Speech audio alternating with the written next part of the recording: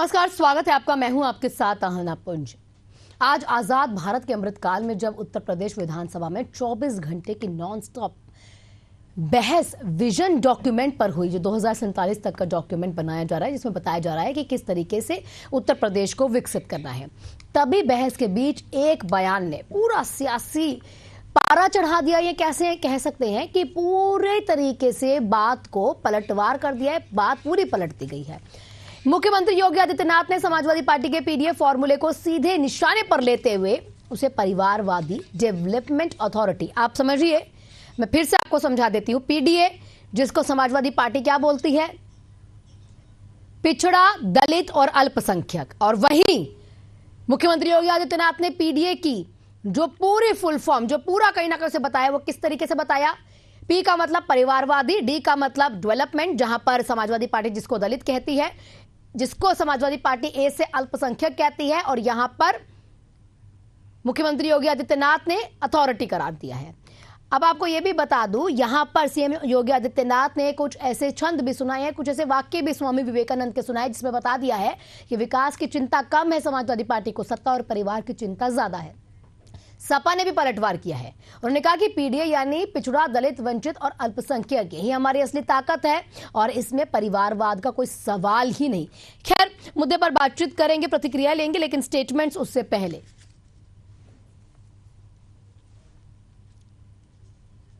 सीमित करना आपका परिवार डेवलपमेंट अथॉरिटी भी उसी का नमूना है। सबकी परिभाषाएं अलग अलग हैं। हम लोगों की जो परिभाषा है, पीड़ित का मतलब पीड़ित,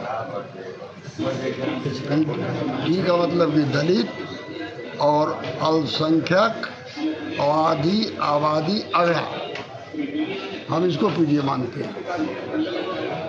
जो भी पिछड़े लोग हैं, चाहे किसी जाति के हों, दबे हैं, पिछड़े हैं, बैकवर्ड हैं, हम सबको लेके चलते हैं। तो चलिए चर्चा को शुरू करते हैं। हमारे साथ राघवेंद्र सिंह बीजेपी प्रवक्ता जुड़े हुए हैं, वर्चस्व द्विवेदी कांग्रेस प्रवक्ता हमारे साथ जुड़े हुए हैं, इसी के साथ आरिफ हबीब खान समाजवादी पार्टी के जो नेता हैं हमारे साथ जुड़े हुए हैं, उनके साथ चर्चा शुरू करते हैं। तो सबसे पहले मैं जानना चाहूंगी बीजेपी प्रवक्ता के ही पास, क्योंकि उन्होंने ही, यानी कि बीजेपी की तरफ से सीएम योगी आदित्यनाथ ने ही तमाम बयान दिए हैं। क्या कहना चाहेंगे, पीडीए की फुल फॉर्म ही पूरी तरीके से बदल के रख दी है बीजेपी ने?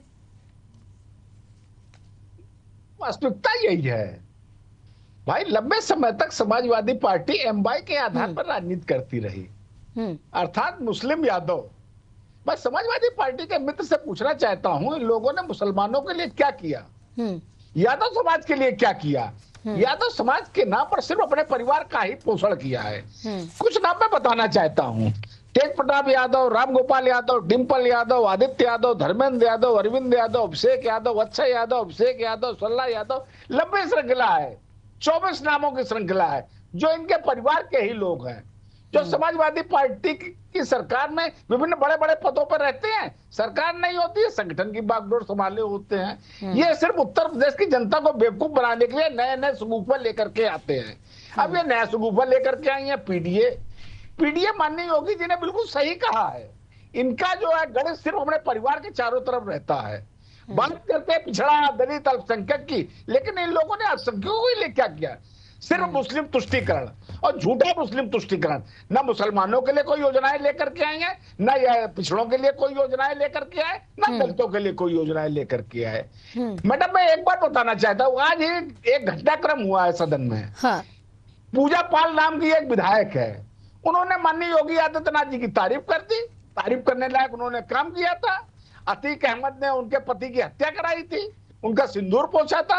मात्र अतीक अहमद की तारीफ करने पर अखिलेश यादव ने सर एक चीज मैं आपसे की, मैं समाजवादी पार्टी के नेता के पास जाऊं, जरा आपसे एक छोटी सी चीज समझना चाहूंगी। एनडीए की नजर में परिवारवाद का मतलब क्या है? क्या सिर्फ वो पार्टी का नेतृत्व ट्रांसफर होना, या कोई नेता का भी परिवार से जुड़े होकर उस पार्टी में होना? थोड़ा समझा दीजिए। देखिए, हमसे पूछ रहे हैं। जी जी जी, मैं कह रही हूँ आपसे एक बार इसका जवाब चाहूंगी, फिर मैं चाहूंगी समाजवादी पार्टी के नेता के पास जाना। मैं पूछ रही हूँ आपसे, आप लोगों की नजर में परिवारवाद का मतलब क्या है? मैडम हमारे यहाँ परिवार ही पार्टी है, इनके यहाँ पार्टी ही परिवार है। अच्छा। ये लोग सिर्फ एक व्यक्ति आधारित राजनीतिक दल है, परिवार आधारित राजनीतिक दल है। चाहे अखिलेश यादव हो, चाहे राहुल गांधी हो, और देश में तमाम ऐसे राजनीतिक दल है जो सिर्फ एक व्यक्ति विशेष द्वारा चलते हैं। हमारे यहाँ हर समय समय पर ताश की पत्ते की तरह पूरा संगठन फेंट दिया जाता है। अगला राष्ट्रीय अध्यक्ष कौन होगा आज की तारीख में किसी को भी अच्छा, ये अध्यक्ष परिवारवाद सिर्फ अध्यक्ष से जुड़ा हुआ है, नहीं पता है, नेताओं से जुड़ा है कि सिर्फ अध्यक्ष से जुड़ा हुआ है?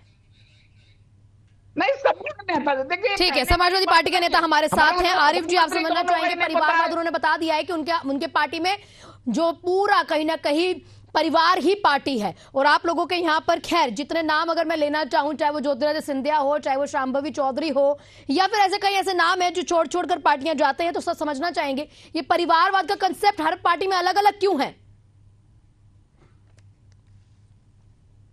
जी आरिफ जी। सभी को मेरा नमस्कार। देखिए, असल में मुद्दा तो जनहित से जुड़ा होना चाहिए था। ये भारतीय जनता पार्टी नए नए इवेंट पैदा करती है। पीडीए को परिवार डेवलपमेंट अथॉरिटी बता रहे हैं, और एनडीए का मतलब नो डेवलपमेंट अथॉरिटी, कोई डेवलपमेंट नहीं है। पिछले 9 साल में योगी जी के पास कुछ गिनाने के लिए काल्पनिक मुद्दे ये डेवलपमेंट अथॉरिटी वाले लोग हैं। ये जनता को भ्रमित करके उनका वोट लेने का काम करते हैं और फिर अपने लोगों को भ्रष्टाचार में कमवाने का काम करते हैं।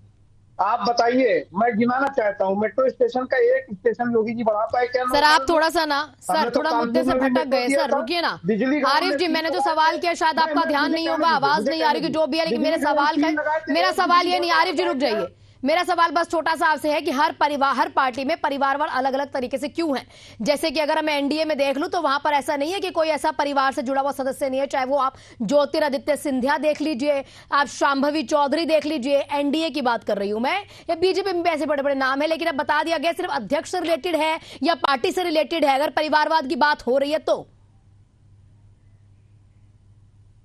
देखिए, हर पार्टी में परिवार के लोग हैं। माधुरी स्वराज कौन है, क्या अधिकार है उनका, कितनी सेवा किया है पार्टी के अंदर, कितना संघर्ष किया है? अमिताभ ठाकुर हैं, पंकज सिंह हैं, ये लोग कौन है? लेकिन भारतीय जनता पार्टी जनहित के मुद्दों पे चर्चा करना नहीं चाहती है, क्योंकि 9 साल जो है वो कहा था ना वो मुरली मनोहर जोशी ने कि अगर कुछ लिखा होगा तब तो नंबर देंगे, तो नंबर इनके पास कुछ नहीं है। इसलिए ये परिवार डेवलपमेंट अथॉरिटी और दुनिया भर की बात करते हैं।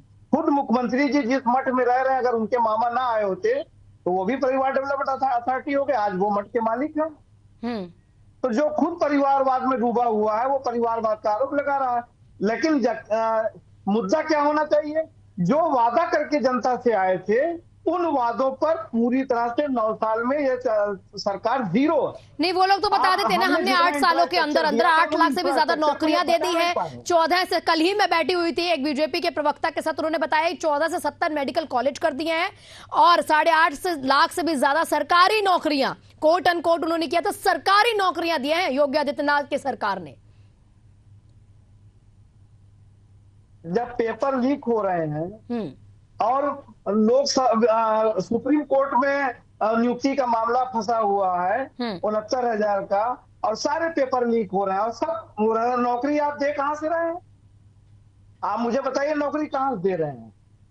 ये हवाई आंकड़े हैं, झूठ बोलने में ये लोग माहिर हैं, ये सच्चा आंकड़ा बताते नहीं है, जनता को गुमराह करने का काम करते हैं, इसलिए ये काल्पनिक मुद्दा ले आते हैं।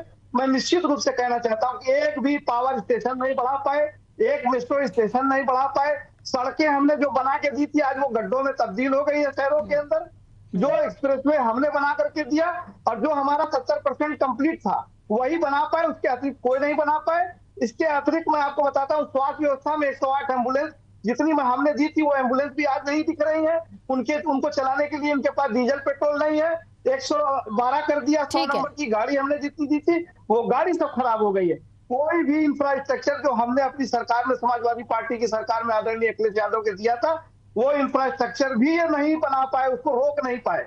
कि उसी को मेंटेन करके रखते, इसलिए ये परिवारवाद की बात लाते हैं, जबकि जनता ने आशीर्वाद दिया है। जनता कह दे कि हम अखिलेश यादव जी के परिवार के लोगों को वोट नहीं देंगे, हरा दे, तो अखिलेश यादव भी मजबूर हो जाएंगे। आदरणीय अखिलेश यादव के परिवार के लोग हो चाहे भारतीय जनता पार्टी में परिवार के लोग हैं, अगर वो आए हैं तो जरूर से जनता का आशीर्वाद उनको मिला है, और जनता के आशीर्वाद की अवहेलना नहीं करना चाहिए।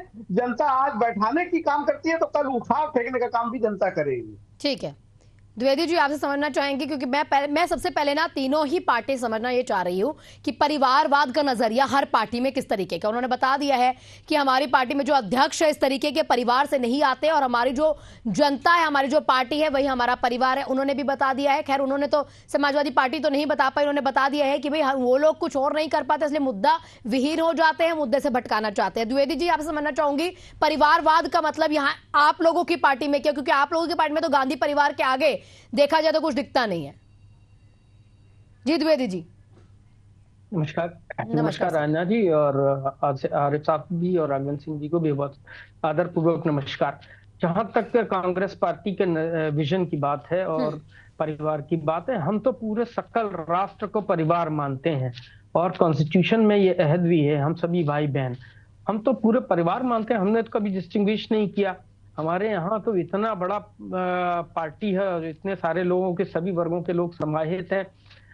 होता ऐसा है कि जब स्वतंत्र संग्राम इतिहास से लेके आप देख लें अब तक, बल्कि 1885 जब से कांग्रेस की फॉर्मेशन हुआ, तब से लगातार पीढ़ी दर पीढ़ी लोग कांग्रेस की सेवा और देश की सेवा करते रहे हैं। उसको अगर आप परिवारवाद मानते हैं तो आप ये बता दिए, ये परिवार, अब आप बात करते हैं स्वतंत्रता के बाद की। स्वतंत्रता के पहले भाजपा तो छोड़िए, अभी पैदा हुई है, इसके पहले कोई भी इनके संघ ने, कोई भी इनकी हिंदू महासभा ने कहीं पर भी कोई भी इस तरीके का रोल अदा किया हो। इनके परिवार तब क्यों नहीं दिखे? अब परिवारवाद जो आप अभी संख्या अगर हम गिनाना शुरू कर दें, पूरे उत्तर प्रदेश में बहुत लाइन लग जाएगी, चूंकि वो डिबेट का इशू भी नहीं है और व्यक्तिगत होना भी ठीक नहीं है। लेकिन परिवार किसका नहीं है? हर राजनीतिक पार्टी में परिवार की संततियां आ गई हैं, और ये इसमें कोई बुरी बात भी नहीं है।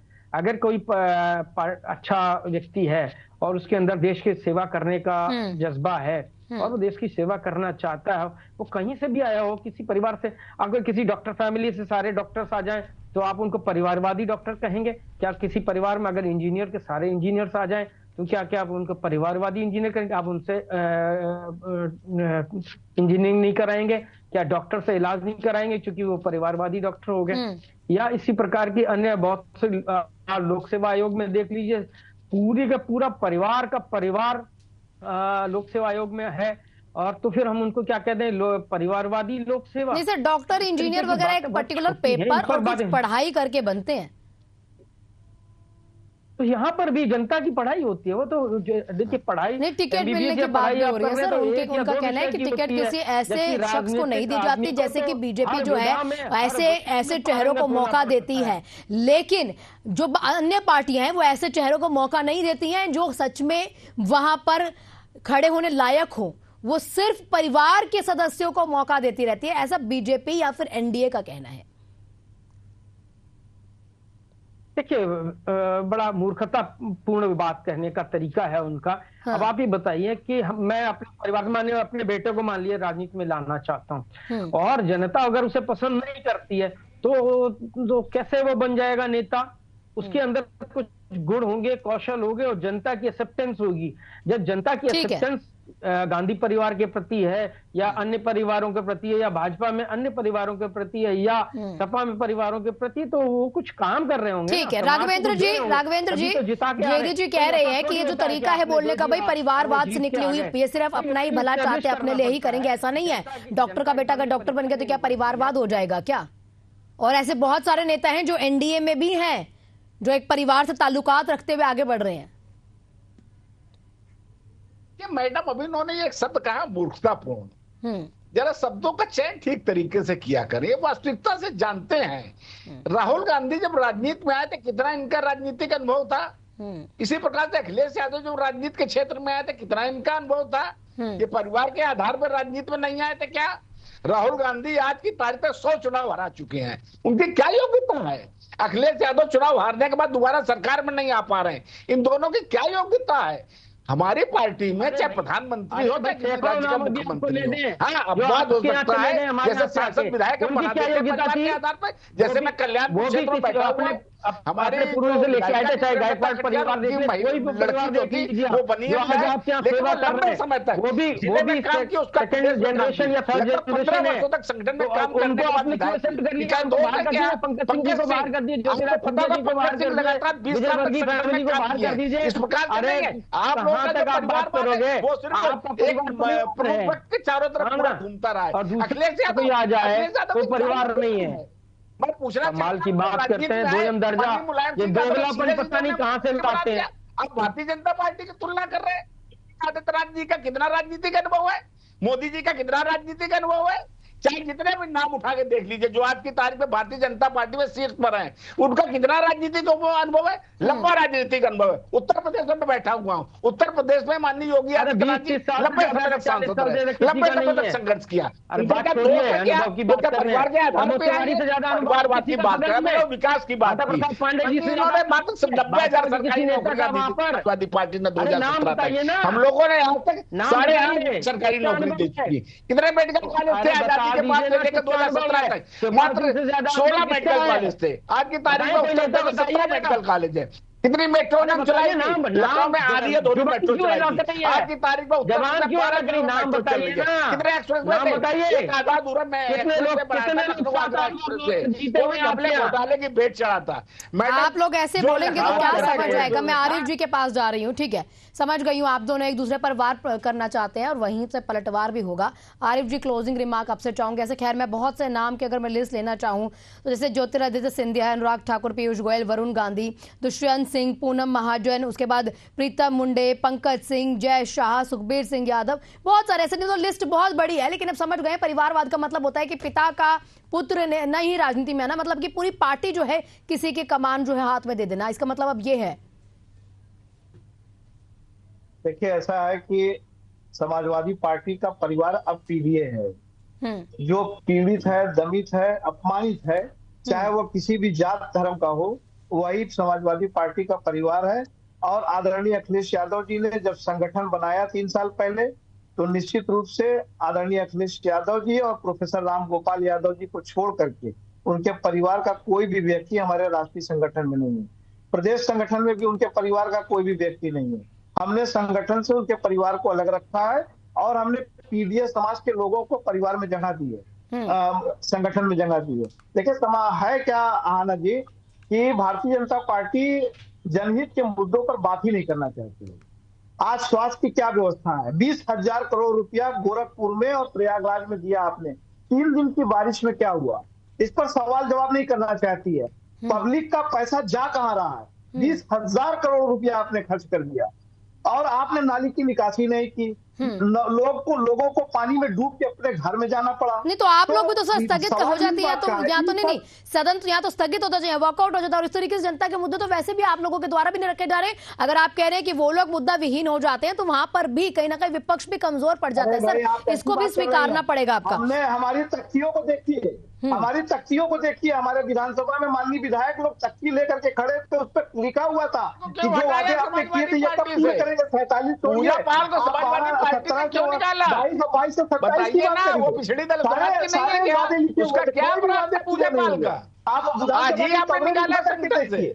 नहीं तो मैं वही कह रही हूँ ना सर, उससे लेकिन सदन नहीं चल पाता ना सर। लाखों रुपए का जनता का जो पैसा होता है टैक्स के रूप में सदन चलाने के लिए मिलता है, उसे सदन नहीं चल पाता है। आखिरी में जनता के मुद्दे पर छोटा सत्र रहता है, इसकी सबको कहीं ना कहीं उदासीनता रहती है। भाई सत्र छोटा है, लेकिन उस छोटे सत्र में भी उस तरीके के तथ्य उस तरीके के काम नहीं होते हैं। अगर आप लोग कहते हैं सरकार उस हिसाब से जवाब नहीं देती है, मुद्दा भटका देती है, तो वहां विपक्ष भी कमजोर पड़ जाता है और सदन में भी उठा रही है। माननीय राष्ट्रीय अध्यक्ष लोकसभा में भी उठा रहे हैं उत्तर प्रदेश का। और जो ये कह रहे हैं कि अखिलेश यादव की क्या अर्हता थी, उत्तर प्रदेश में हमने आपको हरा दिया, हम सबसे बड़ी पार्टी है, हमारी अर्हता ये है। ठीक है, आप सभी की प्रतिक्रिया के लिए बहुत बहुत शुक्रिया। समय बहुत कम है सर, मैं समझ गई वार पलटवार होता रहेगा, लेकिन फिर से मुद्दा भटक जाएगा। अब पीडीए पे मुद्दा आके अटक गया है, लेकिन आप सोचिए जो 4 दिन का सत्र था जिसमें जनता के मुद्दे रखे जाने थे। मैं बार बार अगर कहीं पर भी बात करती हूं तो बता दूं आपको, ये सत्र कभी भी इस तरीके से नहीं चलता है कि भाई उठे और किसी विधायक के पैसों से चल गया, किसी मंत्री के पैसों से चल गया। ये सत्र आपके और हमारे पैसों से चलता है, और 1-2 रुपए, 100, 1000, लाख रुपए लगते हैं। 25 से 50 लाख रुपए एक दिन के सत्र के पैसे होते हैं, लेकिन उसके बावजूद आप ही के मुद्दे सदन में नहीं रखे जाते। यहाँ तो विपक्ष वॉकआउट कर जाएगा, लेकिन अपना जो डेली अलाउंस होता है उसको लेने से कभी मना नहीं करेगा। लेकिन हमारे मुद्दे अगर नहीं रख पाएंगे तो मुद्दे विहीन हो जाएंगे, कुछ भी हो जाएगा, लेकिन हमारा कभी भी भला कैसे होगा उस पर बात नहीं होगी। खैर, देखना होगा आगे किस तरीके की प्लानिंग होती है और जनता के लिए क्या कुछ होता है, विपक्ष किस तरीके से खड़ा होता है जनता की बातों को लेकर। देखते रहिए एशियन न्यूज।